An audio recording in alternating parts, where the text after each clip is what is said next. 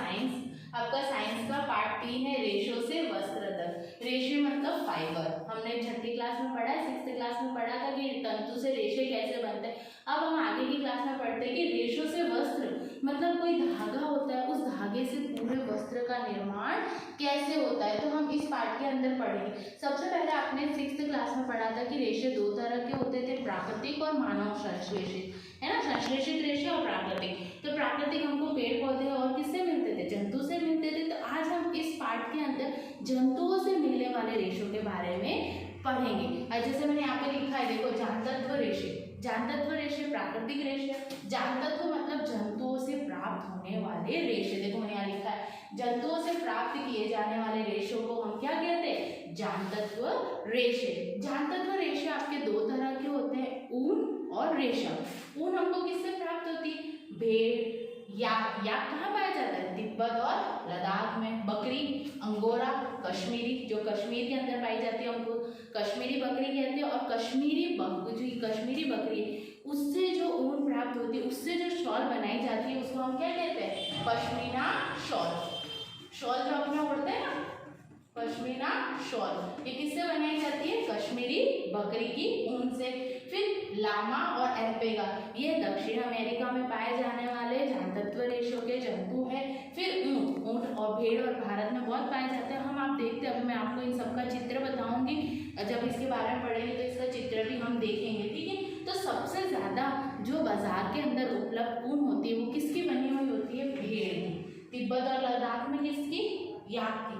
बकरियां भी अलग अलग होती है, मैंने यहाँ दो नस्ल लिखी है, अंगोरा, कश्मीरी बकरी, लामा एल्पिका, ये भी एक तरह की प्रजाति है। ऊंट से भी क्या प्राप्त होती है। फिर हम पढ़ेंगे कि कैसे भेड़ पालन किया जाता है, भेड़ों को कैसे पाला जाता है, और उनको पालने के बाद रेशों को ऊन में संसाधित करना, कि इन रेशों से ऊन कैसे बनती है और ऊन से वस्त्र, स्वेटर और कैसे बनते हैं। तो उसके 6 चरण पढ़ेंगे। पहले चरण के अंदर हम देखेंगे कि भेड़ से ऊन की कटाई कैसे होती है, उसको अभिमार्जन मतलब कैसे धोया जाता है, उसकी कैसे छटाई की जाती है, बर को कैसे अलग किया जाता है, रंगाई, और अंतिम होती है रिलिंग, ठीक है। तो इन 6 चरणों के बारे में हम क्या करेंगे, आगे पढ़ेंगे, ठीक है। फिर उसके बाद आता है हमारा रेशम। तो हम पढ़ेंगे कि रेशम कीट को कैसे, है ना, उत्पादन किया जाता है, कैसे उसका प्रजनन किया जाता है, उसका पूरा जीवन चक्र पढ़ेंगे, उससे रेशम के वस्त्र कैसे बनाया जाएगा। आइए हम पढ़ते हैं। आपको बोर्ड पर बताया था, ये क्या है, भेड़ है, जिससे हमको क्या प्राप्त होती है, ऊन प्राप्त होती है। दूसरे देखो आपको यहाँ पर दिख रहा है, ये याक या तिब्बत और लद्दाख में ये क्या है, याक है। याक से भी हमको क्या प्राप्त होती है, ऊन प्राप्त होती है। ऊँट से भी हमको ऊन प्राप्त होती है। अब ये दो तरह के हैं, देखो, लामा और एल्पिका, इन दोनों से भी हमको क्या प्राप्त होती है, दक्षिण अमेरिका में पाए जाने वाले जानवर है, इनका नाम लामा और एल्पिका, इनसे भी हमको ऊन प्राप्त होती है। यहाँ पर आपको दिख रही है, देखो, ये बकरियों की नस्ल है। बकरी आप सबने देखी है, तो एक अंगोरा बकरी है और एक कौन सी बकरी, नॉर्मल बकरी। इनसे भी हमको क्या प्राप्त होती है, ऊन प्राप्त होती है। तो आपको देखे ये अलग अलग जंतु है जिनसे हमको ऊन प्राप्त होती है। अब हम पढ़ते हैं रेशों से ऊन तक, कि रेशों से कैसे ऊन प्राप्त होते हैं। ऊन प्राप्त करने के लिए भेड़ों को पाला जाता है। ये क्या बोल रहे हैं, ऊन प्राप्त करने के लिए किसको पाला जाता है, भेड़ों को। उनके बालों को काट कर फिर उन्हें संसाधित करके ऊन बनाई जाती है। संसाधित करना मतलब उनका सफाई करना, धोना, बुनना। भेड़ पालन और प्रजनन, सबसे पहले भेड़ों को पालना पड़ेगा, उसका प्रजनन कैसे करते हैं। यदि आप जम्मू और कश्मीर, हिमाचल प्रदेश, उत्तराखंड, अरुणाचल प्रदेश और सिक्किम के पहाड़ी क्षेत्रों अथवा हरियाणा, पंजाब, राजस्थान और गुजरात के मैदानों की यात्रा करें तो आप गडरियों को भेड़ों के झुंड को चराने के लिए ले जाते हुए देख सकते हैं। आपने देखा है ना, हम अगर बस में या अपनी गाड़ी से जाते हैं तो बहुत से लोग होते हैं जो भेड़ों को ले जाते होते हैं। भेड़ शाकाहारी होती है। कैसी होती है, ये शाकाहारी होती है, और वह घास और पत्तियां पसंद करती है। इनको सबसे ज़्यादा क्या खाने में पसंद है, घास और पत्तियां। तो भेड़ पालक क्या करते हैं, उनके हरे चारे के अतिरिक्त उनको दाल, मक्का, ज्वार, खली क्या होती है, बीज में से जो तेल निकाल देते हैं ना, उसके बाद बचा पदार्थ हम क्या कहते हैं, खली। जैसे तिल का तेल निकालते हैं, उसके बाद जो बचता पदार्थ है हम उसको खली कहते हैं। और खनिज भी खिलाते हैं। सर्दियों में भेड़ों को घरों के अंदर रखा जाता है, और देखो सर्दियाँ होती है तो उसको अंदर रखना पड़ता है। उन्हें पत्तियाँ, अनाज और सूखा चारा खिलाया जाता है। कब, सर्दियों के अंदर। हमारे देश में अनेक भागों में भेड़ों को ऊन के लिए पाला जाता है। अब क्यों पाला जाता है? ऊन के लिए पाला जाता है, जिन्हें हमारे देश में ऊन उत्पादन के लिए पाला जाता है। देखो आपको यहाँ पर सारणी दिखाई दे रही, इस सारणी के अंदर ऊन की नस्ल दे रखी है भेड़ों की। ऊन की क्या गुणवत्ता और कौन से राज्य में से लोही है। अच्छी गुणवत्ता की ऊन है, कहाँ पाई जाती है? राजस्थान में। रामपुर बुशियार। बुरी ऊन पाई जाती है उत्तर प्रदेश, हिमाचल प्रदेश।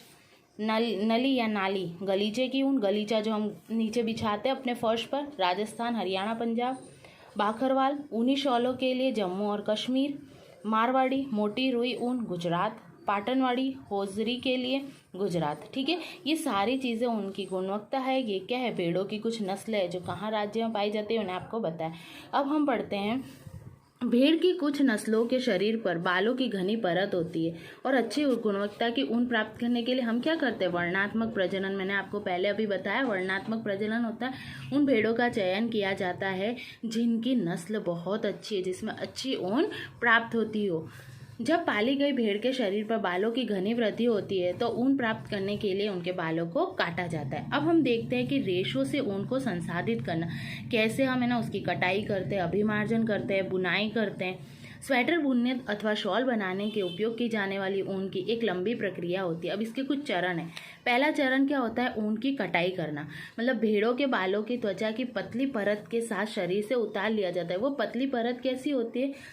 मृत कोशिकाओं की बनी होती है, इसलिए उनको कोई नुकसान नहीं होता। उससे उनके बालों को उतार देना क्या कहलाता है? ऊन की कटाई। जैसे आपके पापा और दाढ़ी करवाने जाते तो वो भी क्या करते? बालों को उतार देते। भेड़ के बाल उतारने के लिए उसी प्रकार की मशीन का उपयोग किया जाता है। देखो अब कैसे प्रकार का मशीन का उपयोग किया जाता है? जैसी नाई द्वारा बाल काटने के लिए प्रयुक्त की जाती है ना, नाई द्वारा की जाती है। सामान्यतः बालों को गर्मी के मौसम में ही काटा जाता है। क्यों? यदि सर्दी के मौसम में काटेंगे तो उनको ठंड ज़्यादा लगती है, ताकि भेड़ बालों के सुरक्षात्मक आवरण के न रहने पर भी जीवित रह सके। अगर ठंड में काट देंगे और बाल नहीं होंगे तो वो मर जाएगी। बाल ऊनी रेशे प्रदान करती। कैसे रेशे प्रदान करते हैं? ऊनी। इन्हीं ऊनी रेशों को संसाधित करके ऊन का धागा बनाया जाता है और भेड़ के रेशों से क्या बनाई जाती है? ऊन। ऊन उतारने के दौरान भेड़ को कोई विशेष कष्ट नहीं होता। क्यों नहीं होता? क्योंकि बाल काटने अथवा आपके पिताजी के दाढ़ी बनवाने में नहीं होता ना, अपने पापा दाढ़ी बनवाते या बाल कटवाते तो उनको कोई नुकसान होता है? नहीं होता। त्वचा की सबसे ऊपरी वाली परत अधिकांशतः मृत कोशिकाओं की बनी होती है। मैंने आपको पहले ही बताया, मृत मतलब मरी हुई कोशिकाओं की बनी होती है, इसीलिए क्या होता है? उसको कोई नुकसान नहीं होता। और भेड़ के बाल वापस से उगा, जैसे आपके पापा की दाढ़ी है, बाल है, वो वापस से उगाते हैं। आपके बाल भी उगाते हैं, वैसे ही भेड़ों के बाल भी उगाते हैं। देखो यहाँ पे आपको चित्र में दिख रहा है, पहला क्या है? ऊन को उतारना। ये भेड़ सो रखी दिख रहा है, या आदमी क्या कर रहा है? उसके शरीर से ऊन उतार रहा है। दूसरे क्या कर रहे हैं? टंकियों में अभिमार्जन, इसको धो रहे हैं। इस ऊन को क्या, रेशों को क्या कर रहे हैं? धो रहे हैं। तीसरे में क्या कर रहे हैं? मशीनों द्वारा अपमार्जन, उसको और वापस से मशीनों द्वारा धोया जा रहा है। और चौथे में क्या कर रहे हैं? ये दिख रहा है आपको, उससे इसके रेशे से पूरा धागा बना रहे हैं उनका। दूसरा चरण है, त्वचा सहित उतारे गए बालों को टंकियों में डालकर अच्छी तरह धोया जाता है। देखो मैंने आपको बताया, टंकियों में क्या करते हैं? अच्छी तरह से धोते हैं, जिससे उनके रेशों को ऊन में परिवर्तित करने के प्रक्रम को दिखाया गया है। देखो जैसे कटाई है, अभिमार्जन है, छटाई है, बर की छटाई, रंगाई और रीलिंग। जिससे क्या होता है? उसको धोने पर क्या होता है? चिकनाई, धूल और गर्द निकल जाती है। चिकनाई जो होती है ना, वो कहीं सोकर आई होती है या उसके शरीर पे कुछ चिपका होता है, बालों में धूल, गर्द, जो भी गंदी चीज़ें वो सब निकल जाती है, इसलिए उसके रेशों को धोना ज़रूरी है। यह प्रक्रम अभिमार्जन कहलाता है। क्या कहलाता है? अभिमार्जन। उसको धोना, किनको? जो त्वचा से उतारे गए बाल है उनको धोना क्या कहलाता है? अभिमार्जन। आजकल अभिमार्जन मशीनों द्वारा किया जाता है। किससे किया जाता है? मशीनों द्वारा। मार्जन, तीसरा चरण हमारा क्या है? अभिमार्जन। अभिमार्जन के बाद क्या की जाती है? छटाई की जाती है। छटाई करना मतलब उसमें से कुछ अच्छी जो गंदी वस्तु है उसको हटा दिया जाता है। रोमिल अथवा रोएदार बालों को कारखानों में भेज दिया जाता है। फिर जो रोमिल और रोएदार मतलब जो एकदम सॉफ्ट और होते हैं, उनको कहाँ भेज दिया जाता है? कारखानों में, जहाँ विभिन्न गंठन वाले बालों को छांटा और पृथक किया जाता है। गंठन मतलब गांठ वालों को। जैसे आपने देखा होगा, आपकी मम्मी करते या नहीं करते? आपकी मम्मी करते, गेहूँ लाते या कोई अनाज लाते तो उसके अंदर से क्या करते? कंकड़ पत्थर अलग करते, तो उसको क्या बोलते हैं? छटाई करना। चौथा चरण है आपका, अगले चरण में बालों को क्या किया जाता है, सुखाया जाता है। सुखाने से पहले क्या करते हैं, बालों में से छोटे छोटे कोमल व फूले हुए रेशों को छांट लेते हैं, क्योंकि वो फूले हुए रेशे क्या कहलाते हैं, बर कहलाते हैं। जैसे आपने देखा होगा कभी कभी आपके स्वेटर पर भी एकत्रित हो जाते होते या नहीं होते। इसके पश्चात रेशों का पुनः अभिमार्जन कर उनके सुखा लिया जाता है। तो सुखाने से पहले क्या करते हैं, उसमें से बर निकालते हैं। आपने देखा होगा आपके स्वेटर पे भी है ना, कुछ टाइम बाद है ना ऐसे रोएदार ऊन आ जाती है ना, तो वो क्या कहलाती है, बर कहलाती है। फिर उनको क्या किया जाता है, वापस धोया जाता है, सुखाया जाता है, फिर उनकी क्या की जाती है, धागे के रूप में ऊन बनाई जाती है। पांचवा चरण है, रेशों की विभिन्न रंगों में रंगाई की जाती है। क्यों, क्योंकि भेड़ और बकरी की ऊन सामान्यतः क्या होती है, काली होती है, भूरी और होती है सफ़ेद होती है। लेकिन हम देखते हैं ना स्वेटर अलग अलग कलर की होती है, ऊन अलग अलग कलर की, तो उनको पांचवें चरण के अंदर रंगाई, रंगना मतलब अलग अलग रंगों से रंगाई की जाती है। अंतिम चरण है, अंतिम चरण को हम क्या कहते हैं, रीलिंग कहते हैं। क्या कहते हैं, रीलिंग कहते हैं। अब रेशों को सीधा करके सुलझाया जाता है, फिर उसे लपेट कर उससे धागा बनाया जाता है। अंतिम में रीलिंग, रीलिंग मतलब लपेटना। क्या करते हैं कि रेशों को सीधा कर देते हैं, उसको सुलझा देते हैं, जैसे आपके बाल आप सुलझाते वैसे सुलझाते, और फिर उसको देखो यहाँ पर लपेट कर देखो धागा बनाया जा रहा है। ठीक है, इसको हम क्या कहते हैं, रीलिंग कहते हैं। लंबे रेशों को काट कर स्वेटरों की ऊन के रूप में अपेक्षाकृत छोटे रेशों को काट कर ऊनी वस्त्र बनाने में उपयोग किया जाता है। अब ये क्या बोल रहे हैं कि इनको क्या किया जाता है, छोटे छोटे टुकड़ों में काट कर मतलब ऊन बनाई जाती है, ऊन के धागे बनाए जाते हैं और उससे क्या बनाया जाता है, स्वेटर वगैरह बनाया जाता है। तो आपको ये इतना समझ में आया कि कैसे हम उसकी ऊन को उतारते हैं, अभिमार्जन करते हैं, कैसे उसकी रीलिंग करते हैं, कैसे उसकी छटाई रंगाई करते हैं। तो इससे प्राप्त ऊन से हम क्या बनाते हैं, स्वेटर और बनाते हैं। तो अभी हमने पढ़ा कि भेड़ों का पालन कैसे किया जाता है, उनसे ऊन कैसे बचाई जाती है। अब हमारा जानते तो रेशम है, दूसरा प्रकार है रेशम।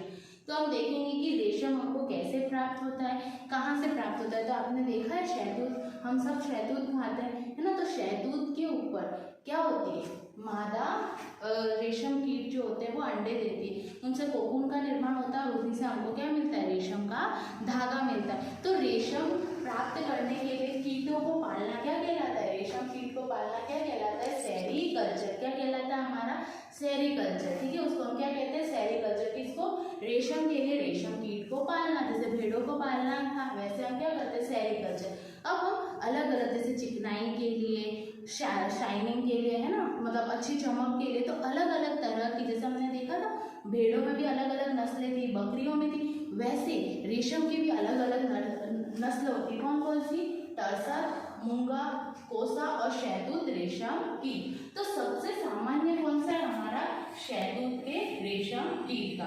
तो आपको पता चला हमको रेशम कहाँ से मिलता है। अब हम देखते हैं कि रेशम के जो कीट है उसका जीवन चक्र कैसा है। तो मैंने यहाँ पर लिखा है शहतूत के जो रेशम कीट है उसका पूरा जीवन चक्र देखो, आपको चित्र में बताया होगा। ये आपका है मादा, ये तितली नहीं है, वो रेशम कीट है। कौन है, मादा। क्यों, क्योंकि अंडे कौन देती है, मादा। ये क्या है, हमारा शहतूत की पत्ती है। तो आपको दिख रहा है यहाँ पर, तो मादा क्या करती है, एक बार में 100 से भी ज्यादा अंडे क्या करती है, शहतूत की पत्तियों के अंदर देती है। फिर ये क्या करते हैं, इसको जब अच्छा सा ताप मिलता है ना, अच्छे ताप अनुकूल परिस्थितियां मिलती है, तो इन अंडों से क्या निकलते, लार्वा निकलते। ये हमारा क्या है, लार्वा है। क्या आ जाता है हमारा, लार्वा। एक कीट, इसको हम रेशम कीट कहते हैं, या इसको हम क्या कह सकते हैं, लार्वा कह सकते हैं। ये प्यूपा अवस्था के अंदर आ जाता है। इसको हम एक और नाम दे सकते हैं लार्वा के साथ, कैटरपिलर। या तो हम इसको कैटरपिलर बोले या हम इसको लार्वा बोले। क्यों, क्योंकि किससे निकले, अंडों से निकलने के बाद कौन सी अवस्था आ जाती है, लार्वा अवस्था आ जाती है। उसके बाद ये कैटरपिलर क्या करते हैं, जब ये लार्वा अवस्था में आते हैं तो ये शहतूत की पत्तियों को खाते रहते हैं। 25 से 30 दिनों तक ये क्या करते हैं, शहतूत की पत्तियों को खाते और अपने आकार मतलब अपनी साइज के अंदर, अपने आकार के अंदर क्या करते हैं, वृद्धि कर लेते हैं। जब इनके आकार में वृद्धि हो जाती है, दिन रात खाते रहते हैं, फिर ये क्या करते हैं, 25 से 30 दिन तक ये लार्वा होते हैं वो क्या करते हैं, कैटरपिलर खाना खाकर अपने आकार के अंदर क्या करते हैं, वृद्धि करते हैं। फिर ये क्या करते हैं, अपने सिर से लेके पांव तक या नीचे तक क्या करते हैं, प्रोटीन नामक, कौन सा, प्रोटीन से बना एक पदार्थ स्रावित करते हैं। क्या करते हैं, एक पदार्थ स्रावित करते हैं। कैसे, अंग्रेजी के 8 की आकृति का, कैसे, इंग्लिश के 8 का, मतलब यहाँ सिर से शुरू करते हैं, यूं ले जाते हैं, फिर यूं ले जाते हैं, ऐसे। तो ये अंग्रेजी के आंट के आकार का क्या करते हैं, अपने चारों तरफ प्रोटीन का एक आवरण बना देते हैं और वो फिर किसका निर्माण हो जाता है, उससे कोकून का निर्माण हो जाता है। किससे किसका निर्माण हो जाता है, कोकून। तो इसके चारों तरफ एक प्रोटीन से बना आंट के आकार का क्या हो जाता है, आवरण, जिसके अंदर जो लार्वा होता है वो क्या होता है, सुरक्षित रहता है। उसके बाद यहाँ पर देखो आपको विकासशील कीट लिखा है, मैं इसका जीवन चक्र बता रही हूँ। तो देखो धीरे धीरे क्या उसका सर का निर्माण होता है, फिर उसके दूसरे पार्ट्स का क्या होता है, इसी के अंदर निर्माण होता है अलग अलग भाग का।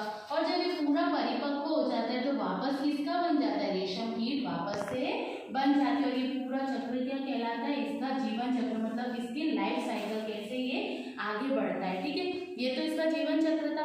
अब आप देखेंगे कि भाई नेक्स्ट हमारा है कोकून से रेशम तक। अब हमने अभी देखा कि जैसे भेड़ों को पाला था, तो कोकून से रेशम कैसे प्राप्त होता है। ये जो कोकून है, बहुत सारे कोकून होंगे, यहाँ तो मैंने एक ही बताया, बहुत सारे कोकून होंगे, तो वहां से रेशम कैसे प्राप्त होता है। तो हमने इसके जीवन चक्र में देखा कि भाई वो आंट की आकृति का क्या करता है, प्रोटीन स्रावित करता है, वो बहुत कठोर हो जाता है, आवरण बन जाता है। वो आवरण क्या होता है, हमारे रेशम के धागे का निर्माण करता है। तो अगर हम क्या करते हैं, उसका प्रजनन करते हैं, तो उसको किसके अंदर करते हैं, पहले तो उसको पत्तियों पर रखते हैं, शहतूत की पत्तियों पर, वो अंडे देती है, उससे वो क्या करते हैं, लार्वा निकलते हैं। उन लार्वा को क्या किया जाता है, बांस की ऐसी ट्रे बनाई जाती है।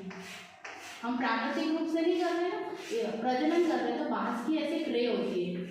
इन ट्रे पर क्या होते हैं, शहतूत के पत्ते होते हैं। वो क्या करते हैं, शहतूत के पत्तों को खाते हैं। कोकून का निर्माण करने के लिए जो छोटे छोटे बॉक्स है, इन बॉक्स के अंदर क्या करते हैं, चले जाते हैं, इन खानों के अंदर चले जाते हैं और किसका निर्माण करते हैं, कोकून का निर्माण। अब कोकून के बाद ये जो विकासशील कीट है वो उसके अंदर नहीं आना चाहिए। जब कोकून के अंदर कीट का विकास होना शुरू होता है, उससे पहले ही इन कोकून को क्या किया जाता है, इस बांस के बक्से में से अलग किया जाता है और नेक्स्ट रेशम का संसाधन किया जाता है। कोकून से रेशम कैसे बना, तो उसके लिए हमको संसाधन करना पड़ेगा। तो इन कोकून की ढेलियों को क्या किया जाता है, संसाधन करना, मतलब उसको धोना, सुखाना, फिर धागा बनाना, उसकी रीलिंग करना, जैसे हमने उसमें चरण पढ़े थे भेड़ पालन में।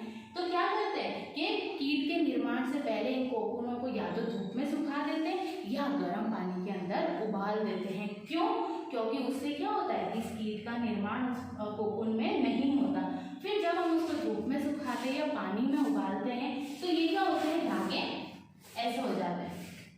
फिर इन धागों को क्या किया जाता है, धोया जाता है, धोने के बाद संसाधित किया जाता है और इनकी रीलिंग की जाती है। क्या बनाया जाता है, इन धागों को पूरा ऐसे लपेट दिया जाता है, जैसे ये लकड़ी है उसके ऊपर क्या किया जाता है, ऐसा पूरा लपेट दिया जाता है। और उसके लिए क्या होती है, एक विशेष प्रकार की मशीन का उपयोग किया जाता है। किसके लिए उपयोग किया जाता है, रीलिंग के लिए एक विशेष प्रकार की मशीन का उपयोग किया जाता है। मतलब इस कोकून से इन रेशों को क्या करना, लपेटना, हमारा क्या कहलाता है, रीलिंग कहलाता है। और फिर उसी से क्या करते हैं, बुनकरों को इन धागों को, ये रेशम के धागे आकर देख लिया कोकून से रेशम कैसे बना, उनका संसाधन किया, रीलिंग की। तो इन धागों को कहाँ भेजा जाता है, बुनकरों। बुनकरों कौन होते हैं, जो वस्त्र को बनाते हैं और वो क्या करते हैं, रेशम के धागों को आपस में मिलाकर वस्त्र का निर्माण करते हैं। जैसे हमने भेड़ में देखा स्वेटर वगैरह बुनते थे, ठीक है। तब आपको ये चैप्टर समझ में आ गया कि रेशों से वस्त्र कैसे बनते हैं। आपने देखा कि ऊन से भी कैसे वस्त्र बनते हैं, आपने मम्मी को देखा होगा ऊन से स्वेटर बनाते, वैसे मशीनों से बनते, वैसा का वैसा कोकून के अंदर भी क्या होता है, रेशम से वस्त्र बनते हैं। तो आपको ये दोनों समझ में आ गए, नोट डाउन कीजिए। Thank you.